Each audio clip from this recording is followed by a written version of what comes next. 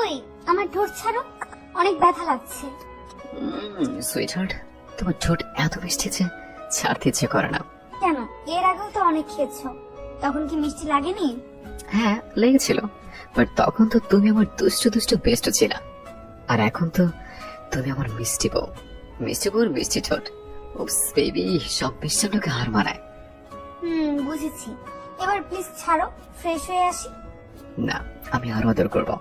আমি কথাটা বলে বর্ষায় হাত দুটো শক্ত করে চেপে ধরলাম।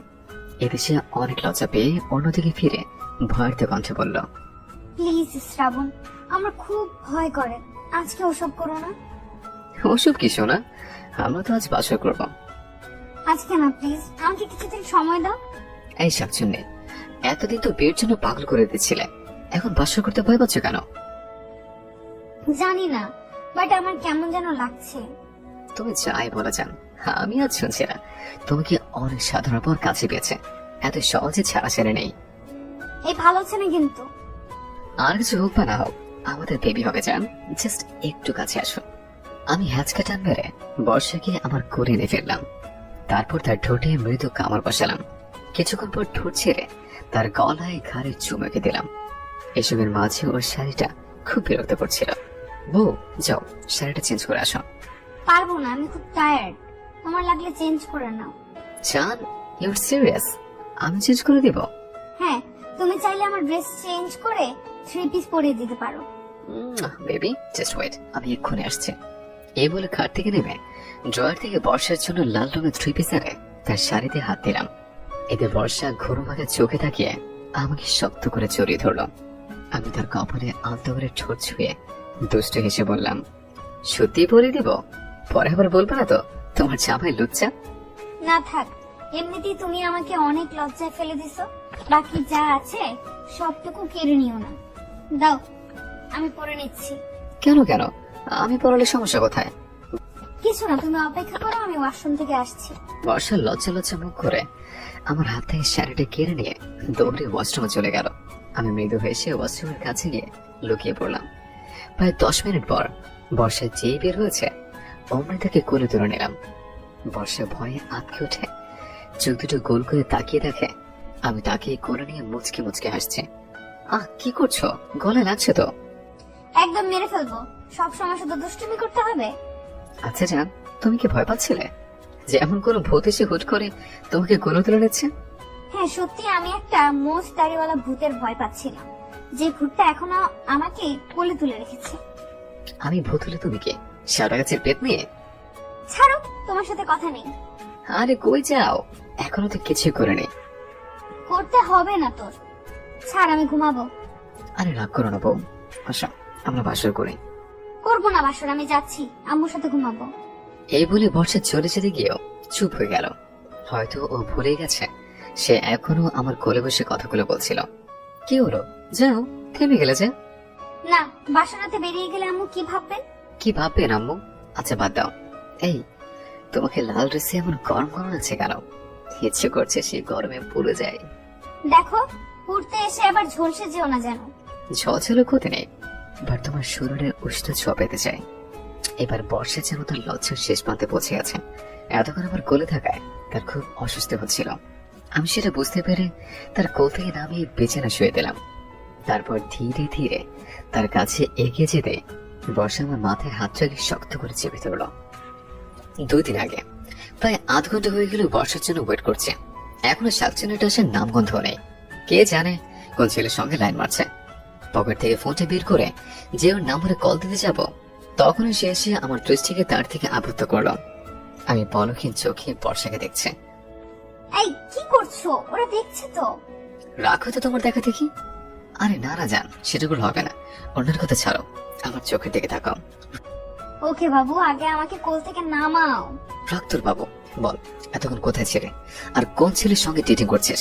এই, তুমি আমাকে সন্দেহ করছো? আচ্ছা এটা বলো, আমি তুমি ছাড়া আর কোনো ছেলের সাথে কথা বলেছি কখনো? এই আমার মিষ্টি শাকচুন্নি, তুমি তো সিরিয়াসলি নিচ্ছ কেন? আমি তো জাস্ট মজা নিচ্ছিলাম। জানি তো তুমি আমাকে ছাড়া আর কারো কথায় নিজের কল্পনা তো আনতে পারবে না।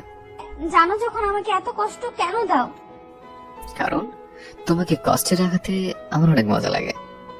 ছাড়ো আমাকে, তুমি সব সময় আমাকে কষ্ট দাও। সরি বেবি, বিয়ের পর একটু কষ্ট পেতে দিব না। তাহলে বিয়ের আগে কেন দিচ্ছ?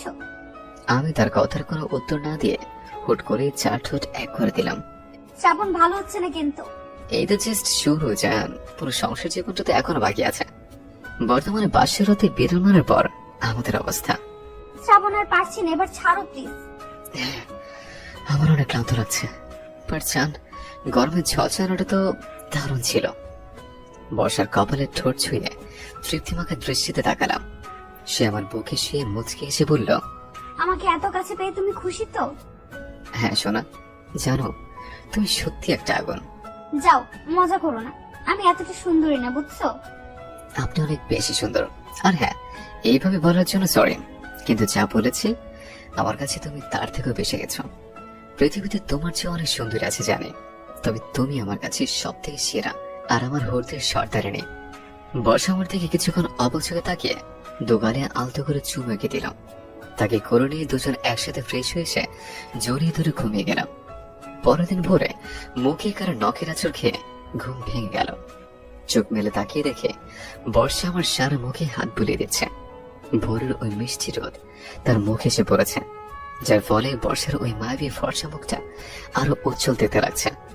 এর আগে এইভাবে তাকিয়ে দেখার সুযোগ আমার হয়ে ওঠেনি। কি সাহেব, আপনার ঘুম ভেঙেছে? জি ম্যাম, আপনার ওই সুন্দর হাতে ছবে ঘুম কি আর থাকতে পারে?